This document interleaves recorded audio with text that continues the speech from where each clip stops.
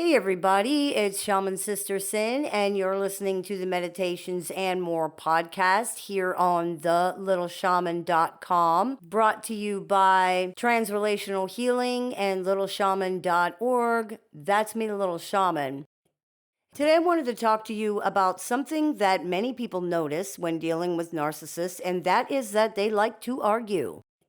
For more exploration regarding the topics covered in this podcast episode, you can check out a few other episodes of the show, including the ones that are named as we're talking, and Stop Trying to Be the Good Guy with Narcissists, Stop Trying to Outsmart Narcissists, Narcissists Are Fragile, and Narcissists Are Cowards. There are, of course, some pathologically narcissistic people who would not argue no matter what you did, but it seems that by and large, the overwhelming majority of them are ready, willing, and able to fight anytime, anywhere, for any reason at all, or even for no reason at all. They pick fights, they escalate fights, they drag fights on and on and on when it's not necessary. The reasons behind this are varied and they may differ slightly from person to person, but they mostly boil down to two main factors. Narcissists are extremely contrary and combative, and narcissists are extremely fragile. These things often occur together, resulting in what is often an extremely contentious, combative environment.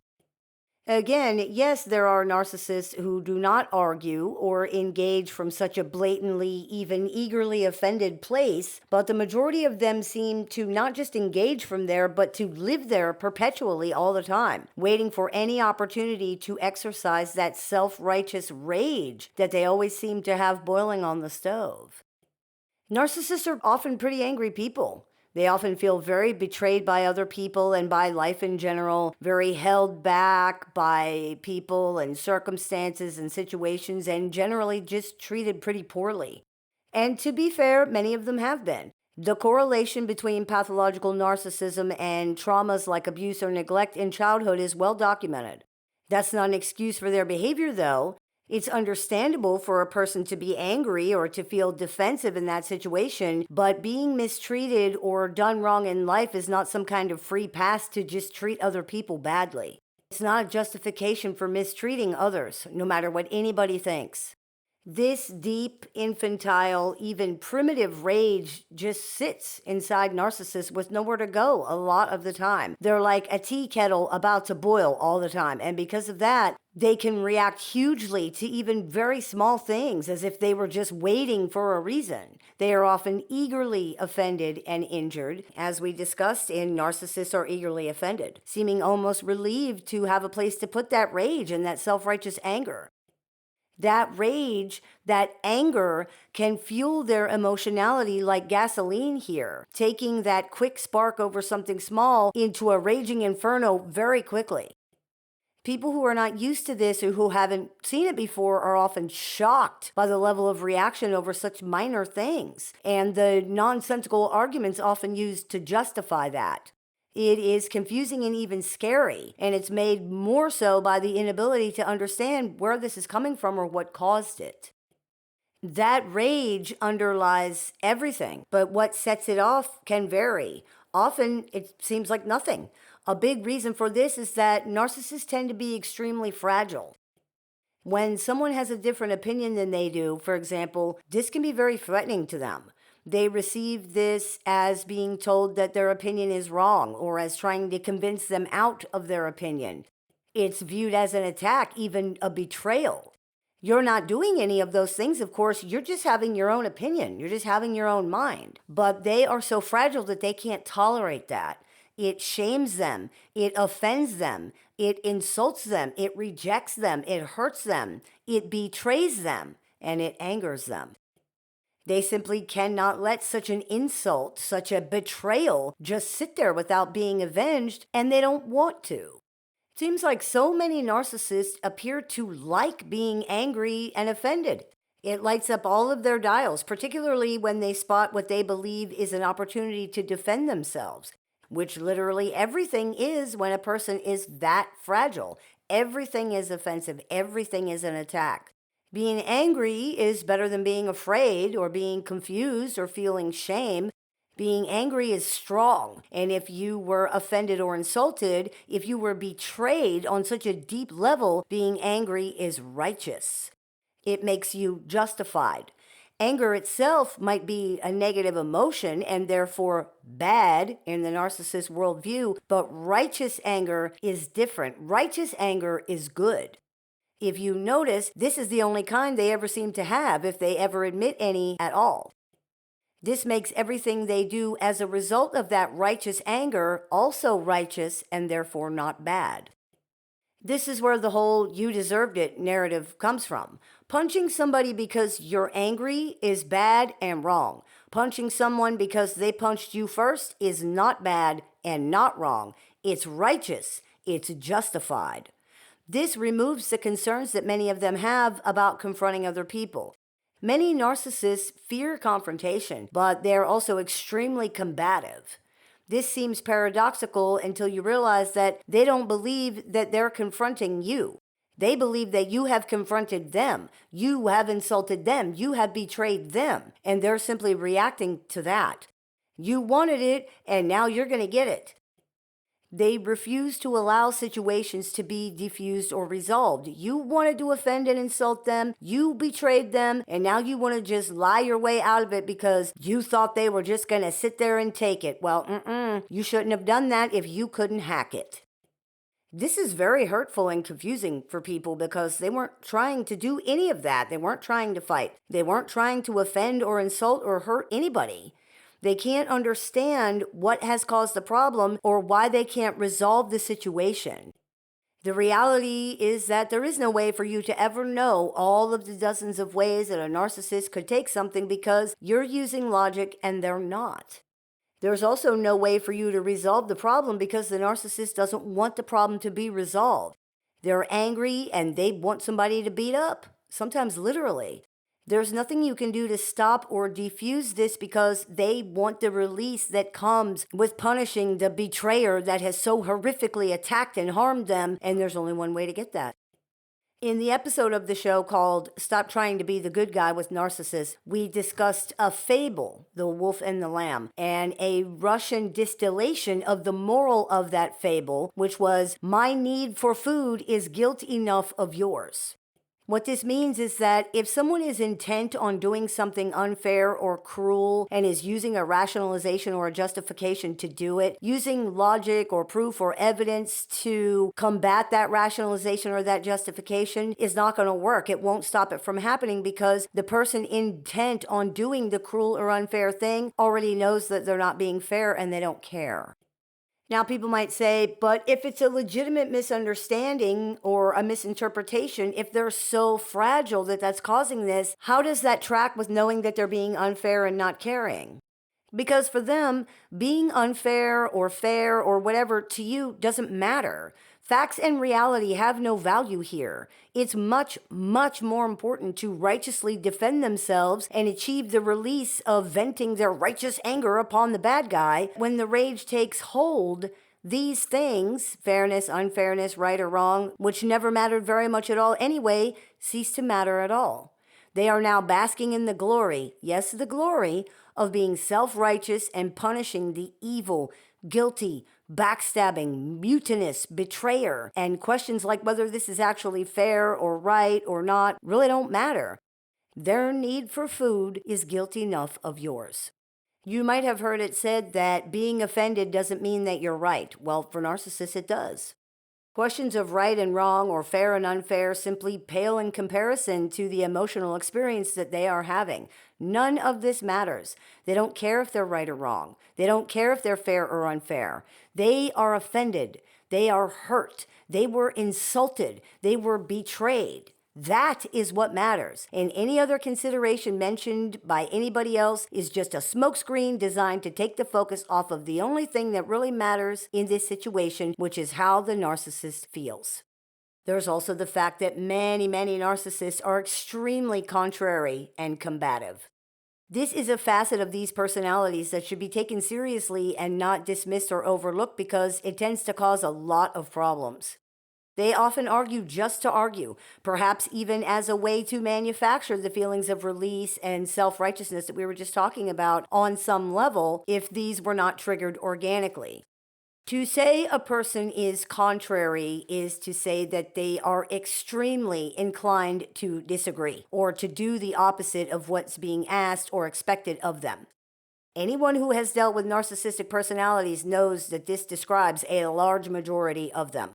Their entire goal often seems to be to just contradict whatever's being said, even if the other person is agreeing with them, which can lead to some hilariously horrible, incredibly stupid, and frustrating arguments. This happens in large part because they are contrary personalities. Not only are they extremely combative and ready to fight at the slightest opportunity because the idea of winning makes them feel powerful, not only might they be attempting to get attention by being oppositional and creating conflict, but they're trying to establish an identity in opposition, the same way that we see toddlers do. When toddlers start to realize that they are individual, separate people from their caregivers with their own thoughts and their own feelings, they start to become very contrary, disobeying and testing boundaries as a way to try and to develop that and to exert control and mastery over their environment. You might remember this stage from your own children's development when their favorite word was no, and they very intentionally did the opposite of every single thing you said. They're testing boundaries and learning what they have control over in their world. Narcissists appear to be somewhat stuck in this psychological limbo of trying to individuate from other people but not quite being able to really do so. What we see as a result is the enmeshment with and imitation of the other person's personality, along with a complete and total rejection of it in favor of trying to define themselves as separate through opposition. This positioning is very stressful for the narcissist as they feel simultaneously dependent on the other person, but also very controlled and smothered by them as well. Many narcissists will accuse other people of being controlling and smothering, even when this accusation makes no sense. It's projection on their part. They're the ones attempting to control other people in these situations most of the time, but it's not just projection. They do feel smothered and controlled by how much of a dominating influence other people are on them. This is not the other person's fault at all. They have done nothing wrong. The problem is that the narcissist is so fragile and their identity is so flimsy and unstable that any deviation from what they think is intolerable. It's perceived as an attack and a rejection, a betrayal. They seem to feel enormous internal pressure to assimilate to other people's personalities. Their mind is very taken up with what other people are going to think of them, with not being wrong, whatever that means, and the need to use others to create an identity. This feels very controlling to them, as it certainly seems like it would, and they resent that. The contrary behavior that we often see serves as a way to relieve the stress of feeling controlled and the sense of they're being swallowed up by the other person's identity. They reject you in your controlling ways. If you say something, it's wrong. If you believe something, it's false. They are their own person. However, this also causes them to feel rejected and attacked by you because they can't tolerate the other person being a separate individual from them. Remember back to our earlier example of how you having a different opinion than they do is seen as a betrayal. They are allowed to pull away. You are not. This will be read as abandonment and a rejection of the narcissist, even if they're pushing you away at the same time.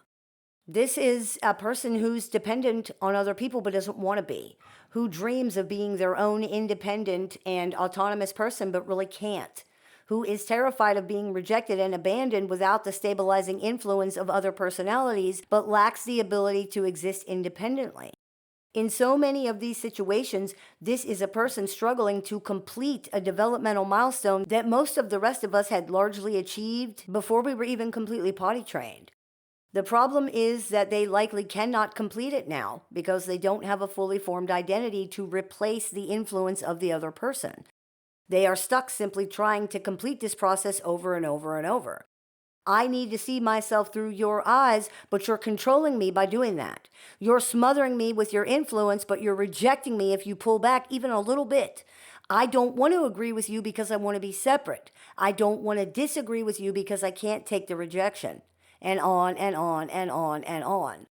This is an intolerable situation for most people because everything you do is wrong somehow. Not just wrong, but deeply offensive or hurtful. A betrayal on a level that most people probably can't really understand because they have their own identity and they're an autonomous human being. Because it's hard to understand, suffice it to say that you cannot give this person what they want. Nobody can, because what they want is not something that others can give them. They insist that you allow them to be dependent on you, then complain that you are too much of a dominating influence. It's maddening. You can't be right no matter what you do because the whole situation is just wrong. It's important to note, too, that narcissists have no real understanding of the impact all of this stress and tension and arguing and nonstop waging of war has on other people. None at all. They don't see other people's emotional experiences or understand the impact these experiences have on the other person, and because of that, is inconsequential. If it does reach them somehow, you're a betrayer, so who cares? You asked for it and you got it. What else is there to say? Guess you shouldn't have done that, huh? If you're dealing with a pathologically narcissistic personality, it is very likely that conflict, tension, and stress feature largely in your life, and also that a big source of this is the constant arguing provoked by this person. You are likely walking on eggshells all the time, never sure of what's going to upset or offend this person, and trying very hard not to do either of those things, but consistently failing because this person's rage, contrarianism, combativeness, fragility, and refusal to ever allow anything to be resolved or let anything go makes even civility impossible, much less peaceful coexistence. One of the biggest things it's important to do in this situation is, of course, to decide if you want to keep dealing with this or not, because chances are extremely likely that it's not going to stop or even decrease enough to where it would become tolerable. Extreme contrarianism and combativeness is often a mainstay in this kind of person's psychological makeup, and it isn't going anywhere. It's one of the ways they define themselves. It's one of the ways they let off steam. It's one of the ways they combat boredom, which they generally experience as threatening and oppressive. It's one of the ways they procure reactions and attention, therefore narcissistic supply. It's one of the ways they try to feel powerful. It's one of the ways they can convince themselves that they're the good guy or the victim in the situation. It accomplishes many things for this person, and because of that, they have no reason to stop. If you decide to stay in limited contact with them or you can't exit the situation just yet, then this is where practicing the gray rock method can help you. If you're not familiar with it, the gray rock method is where you practice the art of not reacting to the narcissist's constant, endless, nonstop provocations. It doesn't mean ignoring your feelings and emotions. It does not mean suppressing them. It means controlling your reactions to them. As we discussed in Narcissists Cannot Read You, because they have an empathy deficit, narcissists navigate interactions with people by observing and interpreting the other person's reactions. The goal of Grey Rock is not to give them a reaction that they can play off of or that they can use to guide themselves. This is not easy, and it's not a viable long-term strategy for remaining in a relationship with a narcissist. But with practice, it gets much easier to do during the times that you are forced to interact with this person. Pausing before you do or say anything in response, taking deep breaths, asking yourself what you're really trying to accomplish with what you're going to do or say also helps a lot in this area. It helps to put a little bit of space between your emotions and your reactions to your emotions so that you can consciously choose what you want to do or say, if anything, instead of just getting caught up in the feelings and reacting to them. This is what narcissists are attempting to do. This is what they're trying to create. The goal of emotional manipulation is to get people to react to their feelings without thinking. All their stupid little childish games, even their horrifically abusive behavior, all boils down to emotional manipulation in some form or another. That means in order to defend against this, you have to stop and think. Think about what you're trying to accomplish. Acknowledge how you're feeling. Really look at what's going on in the situation. Many times, this is all you're going to need to do. That's all it will take to be able to see through what's happening and stop participating in it. That is the key here. Even if you cannot exit the situation yet, you are not just at this person's mercy, emotionally or psychologically. You have the ability to choose to stop participating in these toxic, unhealthy exchanges that are designed to do nothing but create pointless conflict to either sustain or entertain a person who does not care or even notice how any of this is affecting you at all. That is the definition of pointless toxicity. More than that, it is actively harmful to you as a person, psychologically, emotionally, even physically. The stress of this can literally kill you. Of course, it's important to remember that what you do will not change what the narcissist does. You are not controlling them through your behavior, therefore changing your behavior will not change theirs, ever. Now, it's often the case that when they don't receive the reaction that they're seeking or expecting, narcissists will redouble their efforts to achieve that because they're at a loss regarding how to handle that or how to come up with something different that they could try instead. They might even engage in escalation of behavior, which we discussed in the video, Beware of the Extinction Burst. This does not constitute a change in behavior, though. It's the same type of behavior with the same motive, just done more or done more intensely. But the goal of Gray Rock is not to provoke the narcissist or soothe the narcissist or do anything to them. It's not about them at all. It's for you to start practicing and standing in your power and your agency over yourself in the relationship so that you're not driven crazy by it. And it shouldn't be any surprise to anyone that narcissists don't like that. Of course they don't. It undermines the power they think they have. It reminds them that they don't actually have power over other people at all. And again, they don't like that.